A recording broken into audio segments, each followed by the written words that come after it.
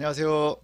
오늘은 우리 요셉 이야기를 좀 살펴보도록 하겠습니다. 요셉이라는 인물을 살피도록 할 텐데요. 요셉이라고 하는 인물은 어떤 인물인지 좀 살펴보고 또 거기에서 우리가 얻을 수 있는 교훈은 또 어떤 것들이 있는지 한번 살펴보고 중간에 잠깐 그 배경이 되는 이집트 이야기도 좀 해보도록 하겠습니다. 우리 지난 시간에 살폈었던 인물 야곱이 있었죠. 그 야곱의 11번째 아들이 바로 요셉입니다. 아내들이 사이가 되게 안 좋았고 아들 12이 있었지만 12아들이 다 서로 사이가 안 좋아서 굉장히 쉽지 않은 어린 시절을 보냈거든요. 아버지가 야곱을 되게 편애를 했습니다.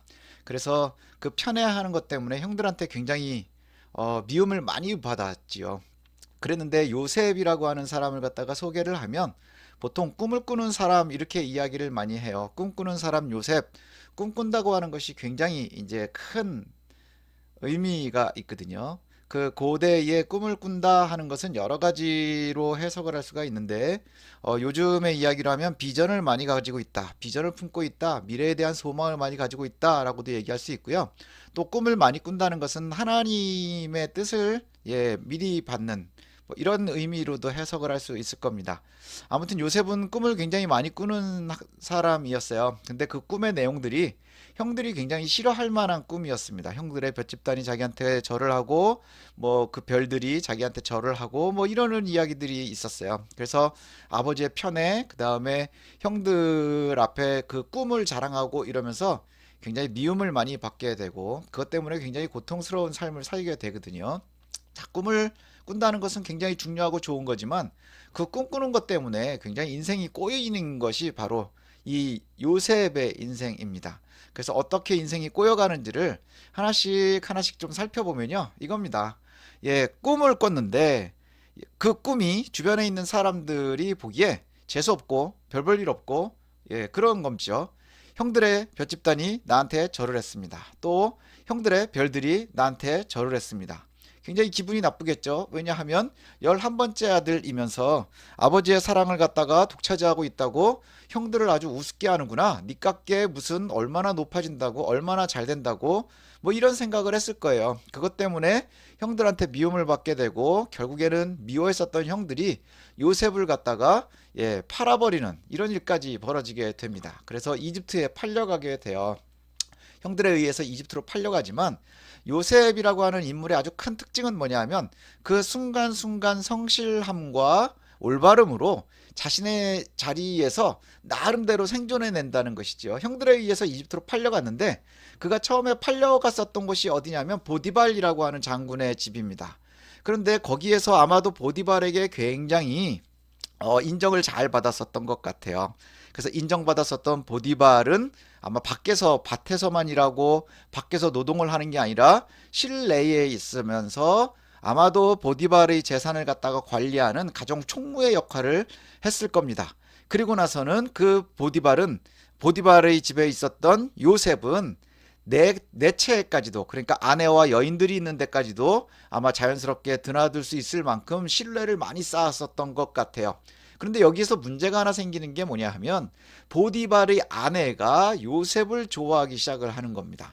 보디발의 아내가 요셉을 좋아하면서 이 안 좋은 사건이 생기는 게 뭐냐면 보디발의 아내가 요셉을 좋아해서 동침을 요구하게 되고 이것을 갖다가 피하는 상황에서 결국에는 누명을 쓰고 감옥에 갇히게 됩니다. 그 감옥에 갇히는 곳이 어디냐 하면 바로 보디발의 집에 있는 감옥에 갇히게 돼요. 근데 아마도 이 감옥은 일반 잡범들이 들어가는 감옥은 아니었었던 것 같아요. 이 잡범들이 들어가는 감옥은 아닌 것 같고 왜냐하면 거기에 보면 술관원과 떡관원이 함께 이제 그 감옥 생활을 하게 되거든요. 근데 술관원, 떡관원이라고 하는 것은 당시에 이 왕의 음식들을 관리하는 사람들입니다. 굉장히 지체가 높은 사람들이고 그 다음에 왕의 가장 지근거리에서 왕을 보좌할 수 있는 사람들이어서 실제로 굉장히 강력한 실질적인 권력을 갖고 있는 사람들이었는데 이 사람들이 무슨 잘못을 했는지는 모르지만 감옥에 오게 됐어요. 그래서 요셉을 만나게 되고 그곳에서 함께 생활을 잠깐 하게 되는데 이때 무슨 일이 벌어지게 되느냐 하면 이 술 맡은 관원과 떡 맡은 관원이 꿈을 꾸게 되는데 너무나 비슷한 꿈을 꾸게 됩니다.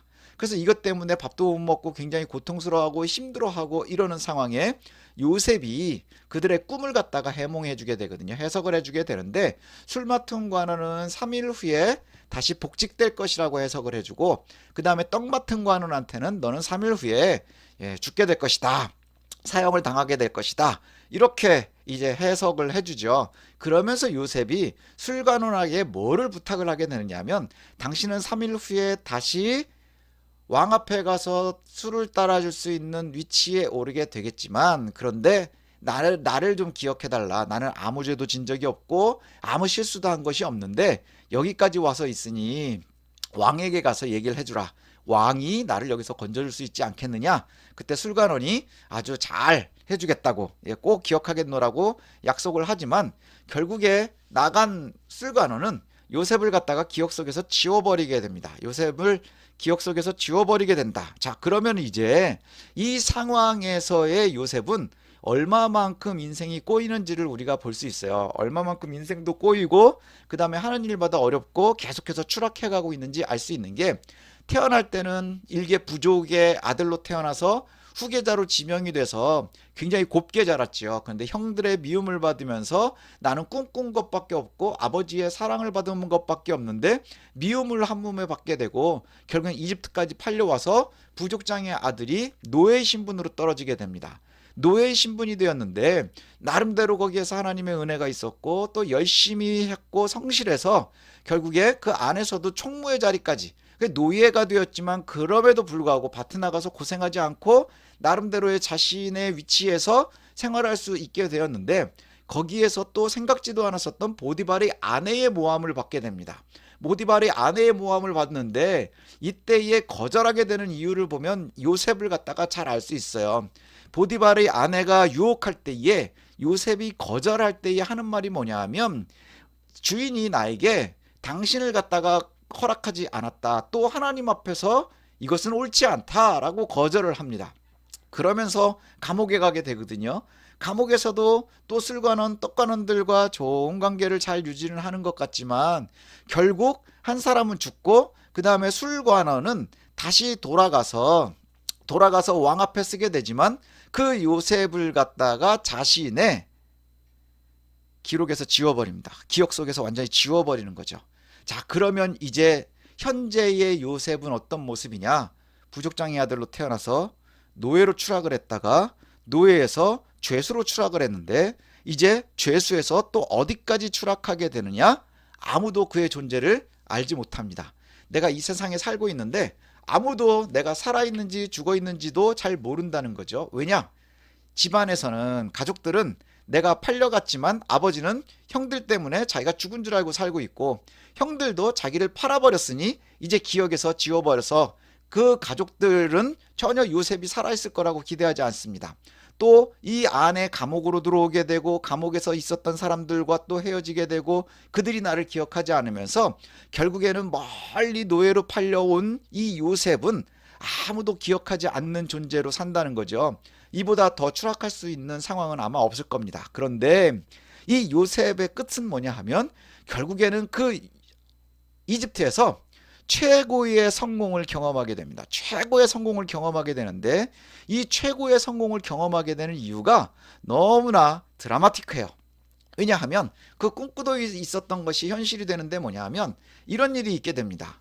파라오가, 그 당시에 파라오는요, 이집트의 왕일 파라오라고 하는데, 이 이집트의 왕 파라오가 꿈을 꿔요. 꿈을 꾸는데 너무나 선명한 꿈을 너무 주기적으로 계속해서 꾸는 겁니다. 그럼 이것은 반드시 해석해내야 돼요. 왜냐하면 당시에 파라오는 신의 아들이라고 생각을 했고 살아있는 신이라고 믿었습니다. 그래서 신에게 주어지는 이 신탁은 무조건 해석을 해내서 이것으로 통치를 해야 되는데, 문제는 뭐냐 하면 이 꿈을 꾸고 있음에도 불구하고 아무도 해석을 해내지 못하는 거예요.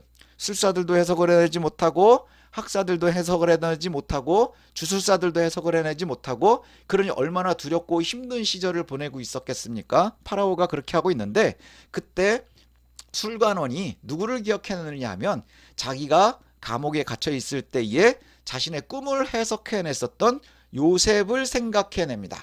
요셉을 생각해내자. 그러자 이제 이 요셉을 갖다가 끌어올려서 왕의 꿈을 해석하도록 하거든요. 근데 그때 꾸었었던 꿈이 뭐냐면 이런 꿈이에요. 두 가지 꿈을 꾸는데 7마리 아주 튼튼한 황소가 있었는데 이 황소가 들에서 편안하게 있다가 갑자기 병들고 비리한 황소들 7마리가 와서 이 앞에 있었던 황소를 잡아먹는 거예요. 그러면서 꿈에서 깹니다. 그리고 다시 꿈을 꾸면 굉장히 아주 튼실하고 좋은 줄기가 나오는 그 곡식들이 열리는데 그 다음에 병든 곡식들 7줄기가 나와서 그것을 다시 잡아먹는 거예요. 이 꿈들을 갖다가 계속 주기적으로 꾸는데 해석할 수가 없다는 것이죠. 그래서 요셉을 불러 올려서 그 꿈을 해석하도록 합니다. 요셉을 불러 올려서 꿈을 해석하도록 하는데 요셉이 파라오 앞에 나가서 뭐라고 해석을 하게 되느냐 하면 이 꿈은 하나님이 왕에게 해주는 이야기입니다. 이 이야기를 갖다가 두 번을 갖다가 계속해서 꾸게 되는 것은 이 일이 반드시 있을 일이라는 것입니다. 그러면서 앞에 꿨었던 황소의 꿈과 뒤에 있었던 곡식단의 꿈은 같은 꿈인데 그 어떤 의미를 갖느냐 하면 앞에 있었던 7마리의 튼실한 소와 그 다음에 곡식들은 7년 동안의 대풍년을 갖다가 상징을 하고 그리고 뒤에 오는 병든 소 7마리와 그 다음에 병든 곡식단 7줄기는 그 위에 흉년인데 이 뒤에 나오는 것들이 앞에 있었던 7마리의 소와 7개의 곡식을 다 잡아먹는다는 것은 이 흉년이 너무너무나 커서 앞에 있었던 7년을 기억도 못하게 할 것입니다. 이렇게 해석을 하는 거예요. 그리고 이 일을 2번씩이나 꿈꾸게 되는 이유는 뭐냐? 그러면 왕이 앞에 7년 동안에 잘 준비해서 7년 뒤에 따라올 7년 동안의 고통스러운 시기를 잘 버텨내도록 하는 겁니다. 이렇게 이제 해석을 한 거죠. 그러자 왕이 묻습니다. 요셉에게 어떤 해석할 수 있는 방법이 있겠느냐? 어떻게 하면 이것을 해석할 수 있겠느냐?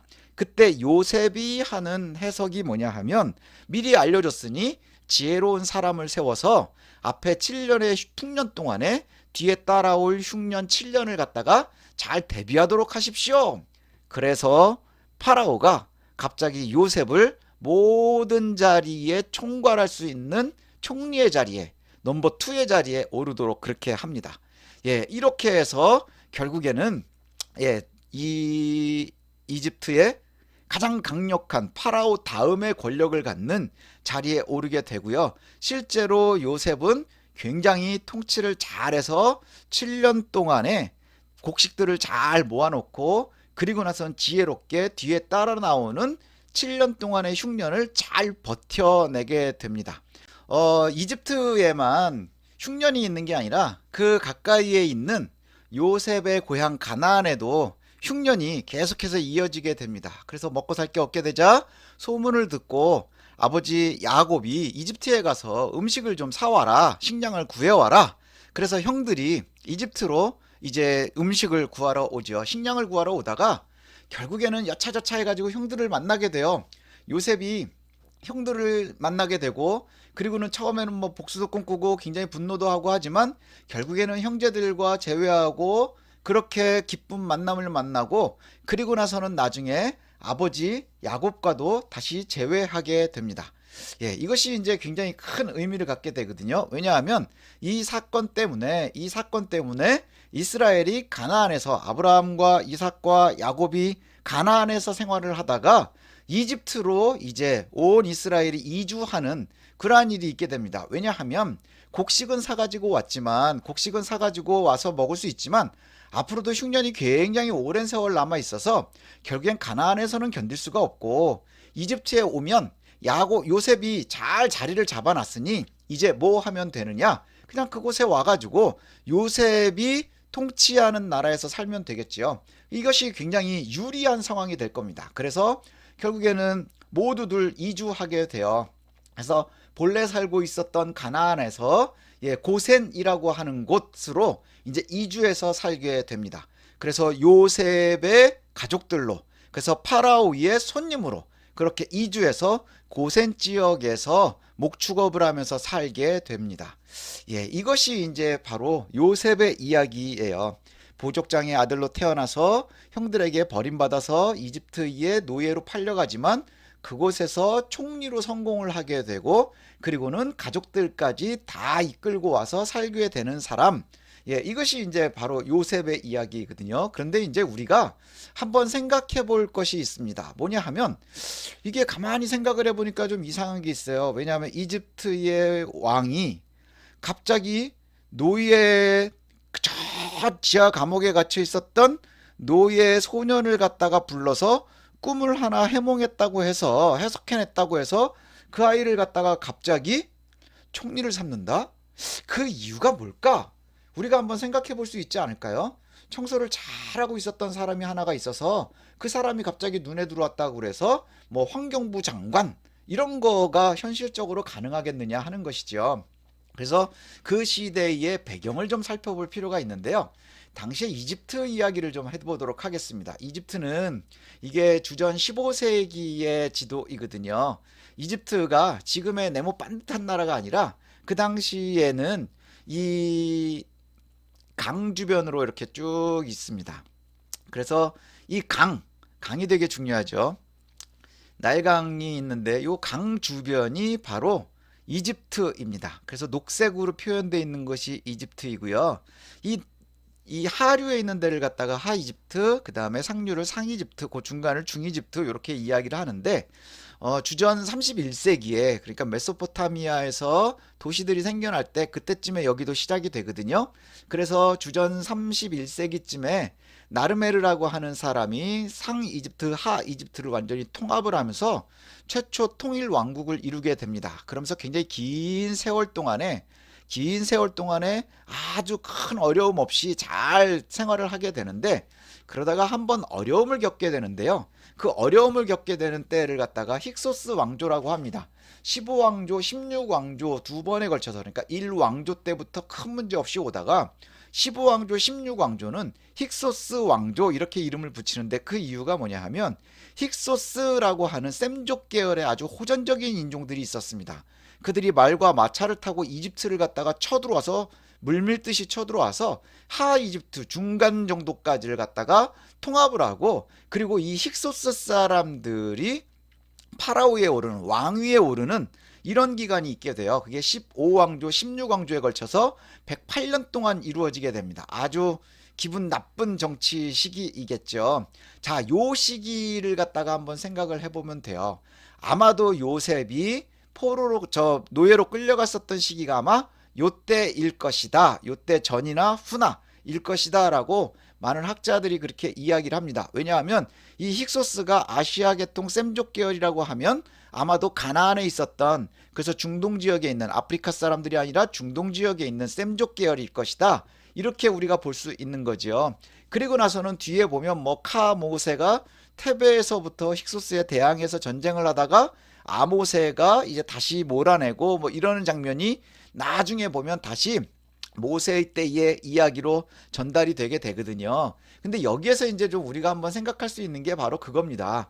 뭐냐 하면 이 당시에 힉소스 왕조 시대 때에 아마 요셉이다라고 얘기를 하면 이렇게 우리가 해석을 할 수 있지 않을까 싶어요. 뭐냐 하면 한번 생각해 보십시오.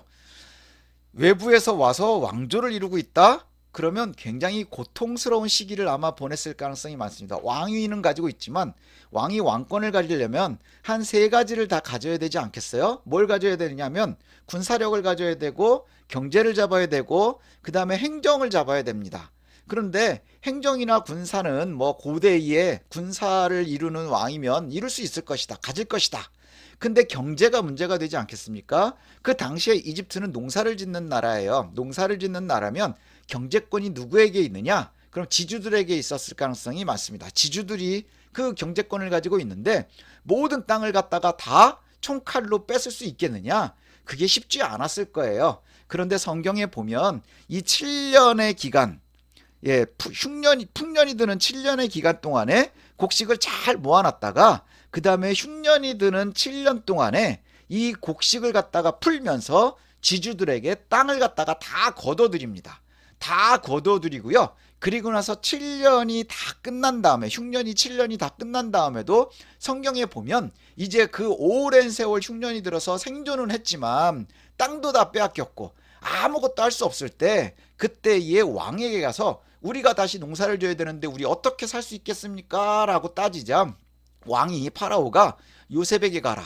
그래서 요셉이 그들에게 다시 농사를 지을 수 있도록 해주면서 결국에는 그 모든 사람들이 다, 이집트 사람들이 다 왕에게, 파라오에게 충성을 맹세하는 장면들이 나오거든요. 그런 것을 보면 앞뒤의 문맥을 이렇게 봤을 때 아마도 파라오는 이 요셉을 신이 보내준 사람이라고 생각을 했을 겁니다. 신이 내려준 사람, 나를 위해서 신이 보내준 사람. 왜냐하면 쳐들어와서 왕을 가지고 있지만 얼마나 불안했겠습니까? 아마도 그래서 술 맡은 관원, 떡 맡은 관원들이 굉장히 예민하게 왕의 주변에 있다가 뭔가 조금만 잘못되면 벌 받아서 감옥에도 갔다 오고 뭐 이러지 않았겠어요? 심지어는 떡 맡은 관원은 죽기도 하고 뭐 이런 일들이 있다는 것은 굉장히 불안한 시절을 보내고 있었을 거예요. 그런데 그 오랜 시간 동안 꿈꾸고 있었던데 그 꿈을 해석을 하나도 해주지 못하는데 어느 순간인가 생각지도 않았었던 자기하고 같은 계열인 셈족 계열의 소년이 감옥에서 와서 자기의 꿈을 해석을 해냈다는 것이죠. 그러면 아마도 파라오가 생각하기에 요셉은 어떤 사람이냐? 나를 위해서 신이 보내준 사람이라고 생각을 했을 거예요. 그래서 요셉이 그냥 우리가 이렇게 얘기를 할 때는 총리라고 얘기를 하지만 그는 아마 큰 대제사장의 역할도 감당을 했을 겁니다. 이집트에서. 왜냐하면 이 요셉이 나중에 누구와 결혼을 하느냐 하면 파라오가 요셉을 결혼을 시키는데 이집트의 대제사장의 딸과 결혼을 시킵니다. 이집트의 대제사장의 딸과 결혼을 했다는 것은 뭐냐 하면 요셉도 역시 신들의 계열, 제사장 계열에 들어가는 사람이라고 생각을 했을 거라는 거예요. 그래서 아마도 요셉을 갖다가 파라오가 굉장히 의지하면서 신이 보내준 그에게 많은 권력을 갖다가 이양시키고 그에게 큰 의지를 했을 것이다. 이렇게 이해를 할 수 있을 겁니다. 그래서 실제로 요셉의 시기에 굉장히 크게 부강한 나라가 되었고 힉소스의 이 왕은 아마도 요셉의 정책을 통해서 큰 권력의 안정을 누릴 수 있지 않았을까? 이렇게 이제 우리가 해석해 볼 수 있겠죠. 자, 그럼 이제 그 이야기 끝에 우리가 한번 고민해 볼 게 있습니다. 뭐냐 하면 요셉이라는 아이는 굉장히 어려움을 많이 겪었지요. 많이 겪은 게 부족장의 아들로 태어나서 굉장히 편안한 삶을 살 수 있었을 것인데 나는 정직하려고 할 때마다 되는 일이 별로 없었어요. 그래서 좋게 잘 살려고 하는데 형들은 나를 미워하고 그리고 나는 정직하게 살려고 하는데 주인의 아내가 나를 좋아하면서 나는 정직하겠습니다 그랬더니 모함을 하고 그리고 또 나는 신뢰를 주고 그 다음에 그 친절을 베풀었는데 술 맡은 관원은 자기를 갖다가 배신하고 잊어버리고 뭐 이렇게 계속해서 나는 잘못한 게 별로 없는 것 같은데 끊임없이 추락하는 삶을 살았었던 것이 바로 요셉의 삶인 것 같아요. 그런데 우리가 한번 비교해 볼 거는 뭐냐면 요셉은 과연 잘 살았을까? 성공적인 삶을 산 걸까? 이거를 누구와 비교를 해보면 좋으냐 하면 우리가 지난주에 살폈었던 아버지 야곱과 비교해 보면 됩니다. 야곱과 비교를 해볼 때 야곱은 스스로 생각하기에 한 세월을 살면서 모든 걸 다 가졌고 굉장히 모든 걸 소유했지만 그러나 그는 스스로를 생각을 하면서 뭐라 그랬다 그랬어요? 내가 실패한 인생이라고 이야기를 한다 그랬어요. 파라오 앞에 나가서 뭐라고 얘기하느냐? 내가 험악한 세월을 보냈습니다. 이렇게 얘기를 했다 그랬어요. 내가 험악한 세월을 보냈습니다. 그런데 자신이 삶을 마감해 가면서 가장 정점에 있을 때 자신의 삶을 요셉은 이렇게 봅니다. 뭐라고 하느냐 하면 요셉이 전체 이집트의 최고의 권력을 가지고 있는 이 요셉이 형들과 아버지가 다 이사를 해서 왔잖아요. 그런데 나이든 야곱 아버지가 죽자마자 형제들이 굉장히 긴장을 하게 됩니다. 굉장히 긴장을 하는 이유가 뭘까요? 자기가 팔아넘겼기 때문이에요. 요셉을 팔아넘겼고 그리고 나서는 지금까지 그냥 잘 살 수 있었던 것은 아버지가 살아있으니 우리가 큰 문제가 없었겠구나 라고 생각을 하는데 아버지가 사망하면서 아버지가 돌아가시면서 형들이 잔뜩 긴장을 합니다. 그래서 요셉을 찾아가서 우리는 당신의 종입니다. 우리를 해치지 말아 주십시오. 그러면서 아주 바짝 엎드려서 목숨을 구걸을 합니다. 그럴 때에 요셉이 형들한테 하는 말이 바로 여기 창세기 50장에 나오는 이야기예요.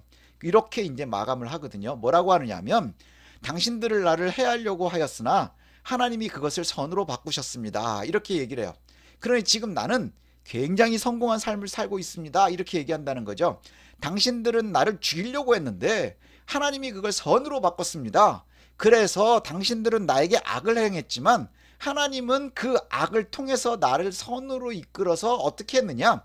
나를 여기다가 보낸 거는 당신들이 나를 팔아버린 것이기는 하지만 오늘과 같이 많은 백성들의 생명을 구하기 위해서 나를 보낸 겁니다. 그러니 당신들은 두려워하지 마십시오. 내가 백성들을 구하려고 여기로 하나님이 보낸 겁니다. 그러니 당신들은 나를 두려워하지 마십시오. 그러면서 뭘 약속하느냐면 내가 당신들을 책임질 겁니다. 형들, 내가 당신들 책임지겠습니다. 그리고 내가 당신들의 자녀들까지도 책임지겠습니다. 이렇게 얘기를 해요. 자, 그러면 내가 당신들도 책임지고 당신들의 자녀들도 책임지겠습니다 하면 아버지 야곱이 그렇게 형 에서에게서 뺏고 싶어 했었던 장자권을 행사하는 겁니다. 장자권을 행사하는 거예요. 그래서 간곡하게 형들에게 부탁을 해요. 간곡한 말로 위로했다. 왜냐? 인간적으로 따지면, 현실적으로 따지면 믿을 수 없는 얘기 아닙니까? 나는 너를 여기다 갖다 팔았는데 내가 당신들을 잘 돌보겠습니다. 당신들의 자녀들까지도 돌보겠습니다. 잘 믿어지지 않았겠죠? 그 믿어지지 않는 것을 갖다가 아마 요셉도 눈치채지 않았겠어요? 그래서 이렇게 얘기를 하는 겁니다. 두려워하지 마십시오. 두려워하지 마십시오. 내가 당신들도 책임질 것이고 당신들의 자녀들도 책임질 겁니다. 하는 이 요셉의 마음을 한번 생각해 보세요. 무슨 생각이 들었을까요?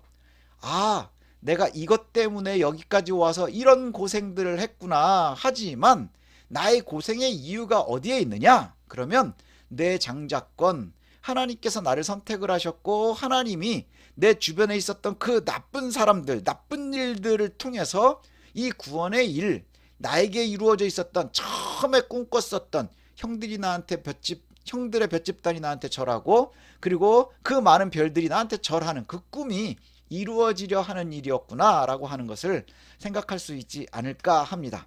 그래서 이 요셉에게 있어서 굉장히 위대한 거는 바로 이거예요. 뭐냐 하면 아버지와 좀 달랐다는 것이지요. 그 아버지가 실수했었던 이유는 뭐냐 하면 아버지 야곱은 무엇이든지 먼저 쟁취하는 데 예민한 사람이었어요. 갖고 싶은 건 다 가질 수 있었습니다. 그래서 장자권도 형으로부터 뺏었고 그리고 자식들도 굉장히 많이 가졌고 재산도 많이 이뤘고 아내들도 많았고 그러나 아무것도 누리지 못했다 그랬죠. 왜 그랬느냐? 그는 옳고 그름을 판단할 수 있는 순간이 없었어요. 옳은지 틀린지 생각하지 않았습니다. 그냥 내가 갖고 싶은 장자권? 그럼 형을 속이고 아버지를 속여서 빼앗아야 됐어요. 그리고 삼촌과도 끊임없이 투쟁하면서 내 재산을 갖다가 가져야 됐지요. 그리고 아내들이 서로 싸우는 사이에서 그 아내들이 싸우는 그 결과로 12명이나 아들을 가질 수 있었어요. 옳고 그름은 그에게는 중요하지 않았습니다. 오직 쟁취하는 거에만, 소유하는 거에만 목표가 있었다고 하면 요셉은 쟁취하는 거에 있었던 것이 아니라 옳고 그름을 먼저 판단했다고 하는 것이죠. 아주 대표적인 것이 바로 보디발의 아내가 요셉을 유혹할 때에 이것은 옳지 않습니다. 주인에게도 옳지 않고 하나님 앞에서도 옳지 않습니다. 라고 거절을 하고 나왔다는 거예요.